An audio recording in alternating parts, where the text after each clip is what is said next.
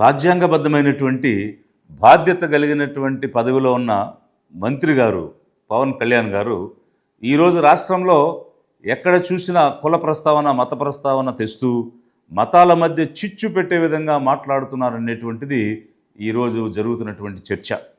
మరి ఒక ఉగ్రవాద దాడిలో జనం చనిపోయినా లేక ఇంకెక్కడ ఏదైనా ఉదంతం జరిగినా ప్రతి చోట తిరుపతి అయినా ఇంకొకటైనా కూడా మతాల ప్రస్తావనే తీసుకుని వస్తూ మతోన్మాదాన్ని మత చిచ్చుని తీసుకుని వచ్చే విధంగా ప్రయత్నం చేయటం ఏమిటనేటువంటిది ఒకవైపు అయితే, పేదలకు అన్యాయం జరుగుతూ ఉంటే తన నియోజకవర్గంలో ఉన్నటువంటి పేదలు అన్యాయానికి గురైతే కనీసంగా పట్టించుకోకుండా నాకు కులం అంటే నచ్చదు, మతం అంటే నచ్చదు, మత ప్రమేయం లేనటువంటి రాజకీయం అని పార్టీ అని చెప్పుకుంటూ ఎస్సీ ఎస్టీలు అని అంటుంటే ఎందుకు ఊరుకుంటారు మీరు, నేను ఊరుకోను అని మాట్లాడి ఏ కులం కూడా వెనకేసుకురాదు. రెడ్డి సామాజిక వర్గం వెనకేసుకురాదు, కాపు సామాజిక వర్గం వెనకేసుకురాదు, కమ్మ సామాజిక వర్గం వెనకేసుకురాదు. ఏ సామాజిక వర్గం కూడా దళితులతో సహా బీసీలతో సహా అన్ని కులాల్లో మనవాడు తప్పు చేస్తే నిలదీయాలి. ఫస్ట్ మనం నిలదీయాలి మనవాడు తప్పు చేస్తే.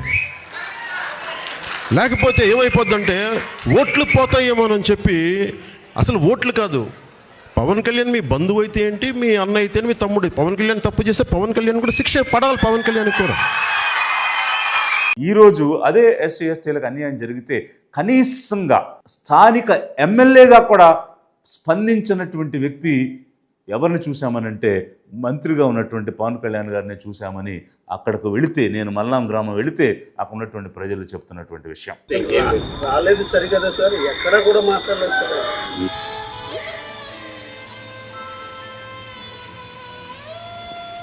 ఇప్పుడు ఒకటి కుటుంబాన్ని ఆదుకోవడం అనేటువంటిది ప్రైమరీ ఇంపార్టెన్స్, అంటే ముఖ్యమైన.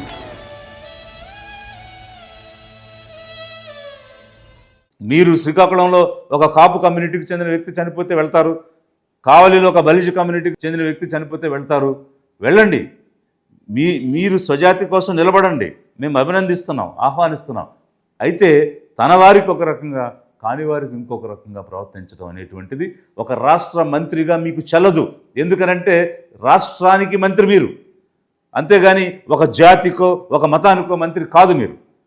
ప్రతి ఒక్కరిని కూడా సమదృష్టితో చూడాలి, అందులోనూ పేదల పక్షాన నిలబడాలి. ఎందుకంటే పేదలకు అన్ని రకాల అవకాశాలు ఆస్తులు లేవు కాబట్టి వాళ్ళు పేదరికంలో మగ్గిపోతున్నారు.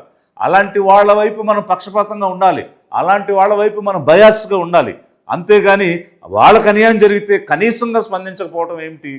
ఇది లిబరేషన్ కాంగ్రెస్ పార్టీ నుంచి మిమ్మల్ని నిలదీయటమే కాకుండా ప్రజల నుంచి వస్తున్నటువంటి ఆవేదన, ఆక్రందన మీ దృష్టికి తీసుకొని వస్తూ ఉన్నాం. మల్లాంలో ఏం జరిగింది, మీ నియోజకవర్గంలో మీ కింద మీ చుట్టూ ఉన్నటువంటి పరిస్థితులు ఏం జరిగింది ఒకసారి చూడండి. రాలేదు సరికదా సార్, ఎక్కడ కూడా మాట్లాడలేదు సార్.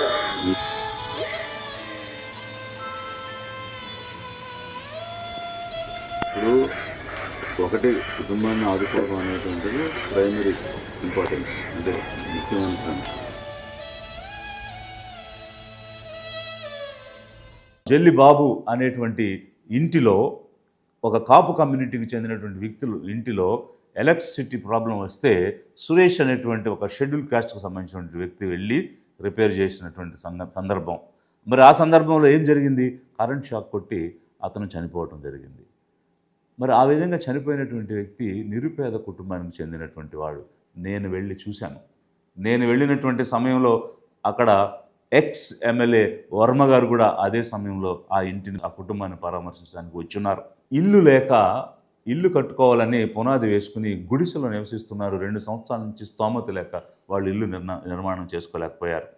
బ్రెడ్ విన్నర్ సంపాదించే వ్యక్తి చనిపోయాడు. ఈరోజు చనిపోయిన తర్వాత అక్కడ ఉన్నటువంటి సోషల్ యాక్టివిస్టులు అందరూ గ్రామ సర్పంచ్ని, కాపు పెద్దల్ని కలిసి అంబేద్కర్ విగ్రహం దగ్గర ధర్నా చేసినప్పుడు వారంతా కూడా మనం సామరస్యంగా ముందుకు వెళదామని చెప్పి ఒక పంచాయతీ చేశారు. ఆ పంచాయతీలో ఏం చెప్పారంటే, ఈ మృతి చెందినటువంటి కుటుంబానికి 2,75,000 ఇప్పిస్తాము అని చెప్పి 75,000 మాత్రమే ఇచ్చి ఆ రోజుకి ఒక పంచాయతీని చేశారు. ఆ తర్వాత ఏం జరిగింది, రెండో రోజు ఉదయం ఆదివారం యథావిధిగా అక్కడ ఉన్నటువంటి షెడ్యూల్ కాస్ట్ కమ్యూనిటీకి చెందినటువంటి డిఫరెంట్ కాస్ట్లో ఉన్నటువంటి పీపుల్ అక్కడ ఉన్నటువంటి షాప్స్కి అక్కడికి వెళ్ళి రకరకాల వస్తువులు, కూరగాయలు, మాంసం ఇట్లాంటివి కొనుక్కోవడానికి ప్రయత్నం చేస్తే వారందరూ కూడా నిరాకరించారు. ఎందుకు నిరాకరించారంటే అక్కడ ఉన్నటువంటి కాపు పెద్దలు మిమ్మల్ని వెలేశారు, మీకు ఏమీ ఇవ్వకూడదని చెప్పారు. వాళ్ళు చెప్తున్నటువంటి విషయాలను వీడియోలు తీసి ఎడ్యుకేటెడ్ యూత్ సోషల్ మీడియాలో పెట్టి సాంఘిక బహిష్కరణ జరిగింది మల్లాం గ్రామంలో షెడ్యూల్ కాస్ట్కి అనేటువంటి అంశాన్ని వెలికి తీసుకొచ్చారు. ఏ మీడియా చెప్పలా, ఏ మీడియా పేపర్లో రాయలా, ప్రధాన మీడియాలో అన్నీ కూడా అమ్ముడిపోయినటువంటి పరిస్థితిలో వారికి స్వార్థంతో వ్యాపారం చేసుకునే దృక్పథంలోనే ఉన్నారు తప్ప సాంఘిక సమస్యలు కానీ పేదల సమస్యలు కానీ ఈ మీడియా బయటకు తీసుకొచ్చేటువంటి పరిస్థితులు లేదు. అందుకే సోషల్ మీడియా వాడుకుని వారు బయటకు తెచ్చారు. ఆ మల్లాం గ్రామంలో 3,000 మంది కాపులు ఉన్నారు, 1,500 మంది షెడ్యూల్ కాస్ట్ కమ్యూనిటీ వాళ్ళు ఉన్నారు. వాళ్ళు వీళ్ళని బహిష్కరణ చేశారు. మరి స్థానిక శాసనసభ్యునిగా మీ బాధ్యత ఏమిటి? స్థానిక శాసనసభ్యునిగా ఆ ఆఫీసర్స్కి ట్రాన్స్ఫర్లు చేయడానికి రికమెండేషన్ లెటర్లు ఇవ్వడము, లేకపోతే నాకు ప్రమేయం లేకుండా ఇక్కడ ఇసుక లారీ వెళ్ళకూడదు, లేకపోతే ఒక కాంట్రాక్ట్ రాకూడదు అని చెప్పడమా? లేకపోతే ప్రజల సమస్యలు పరిష్కరించడం కోసం ప్రజాప్రతినిధిగా మీరు ఎన్నికయ్యారా?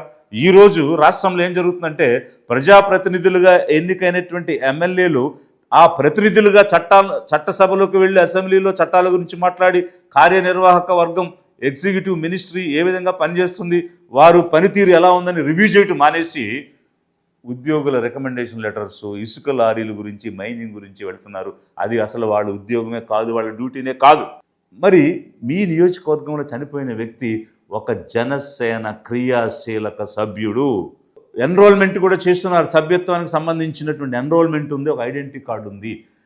పార్టీ వర్కర్, జనసేనకు సంబంధించినటువంటి వ్యక్తి చనిపోయాడు, ఎలాంటి స్పందన లేదు. కార్యకర్తల కోసం వెన్నుదన్నుగా నిలబడే జనసేన పార్టీ ఇదా? జనసేన అధ్యక్షుడు మీరా? ఇది ప్రజల తరపున లిబరేషన్ కాంగ్రెస్ పార్టీ నుంచి నేను అడుగుతున్నాను, ప్రశ్నిస్తున్నాను. ఎందుకు మీరు కావలి వెళ్ళారు, అక్కడ పరామర్శించారు, ఆహ్వానిస్తున్నాం, అభినందిస్తున్నాం. 50 లక్షలు ప్రకటించారు ఆ కుటుంబానికి. పెద్ద ఎర్నింగ్ మెంబరు చనిపోయాడు కుటుంబంలో, మధుసూదన్ గారి కుటుంబంలో. సో మనందరి తరపున, మీ అందరి తరపున, పార్టీ తరపు నుంచి ఆయనకి ఒక 50 లక్షల రూపాయలు ఆయన కుటుంబానికి అందజేస్తున్నారు. కమ్యూనిటీ కోసం నిలబడ్డారు, ఒప్పుకున్నాం. కానీ పేదల కోసం కూడా నిలబడాలి కదా. నేను లిబరేషన్ కాంగ్రెస్ పార్టీ నుంచి గతంలో ఒక రిక్వెస్ట్ చేశాను మీకు. ఏమంటే మీకోసం పనిచేసిన జాతి కోసం మీరు నిలబడరా? మీరు నిలబడాలి. మీకు అసెంబ్లీలో, పార్లమెంట్లో అత్యధిక స్థానాలు 164 ఎమ్మెల్యేలు ఉన్నారు, ఎంపీలు ఉన్నారు, మీ తరపున గవర్నమెంట్ నిలబడుతుంది. కాబట్టి కాపుల చిరకాల వాంఛైన రిజర్వేషన్స్ని మీరు కాపుల కోసం తీసుకురండి అని గతంలో మీకు రిక్వెస్ట్ చేయడం జరిగింది. ఇప్పుడు కూడా నేను రిక్వెస్ట్ చేస్తున్నాను, మీరు అండదండగా నిలబడటంలో తప్పు లేదు. కానీ పేదల తరపున కూడా అదే అండదండలు మీరు ఇవ్వాలి అని లిబరేషన్ కాంగ్రెస్ పార్టీ నుంచి నేను డిమాండ్ చేస్తున్నాను. అక్కడ ఏం జరిగింది? సాంఘిక బహిష్కరణ జరిగితే ఆర్డీఓ వచ్చి వారి మీద కేసు పెడతానని చెప్పి, అదే ఎవరైతే బహిష్కరించారో ఆ కాపు దగ్గరికి వెళ్ళి వాళ్ళతో మాట్లాడి తిరిగి వచ్చి మీరు సామరస్యంగా ఉండండి, కేసులు ఏమి వద్దు అని చెప్పి పీస్ కమిటీ వేసి వెళ్ళిపోయారు. తప్పది.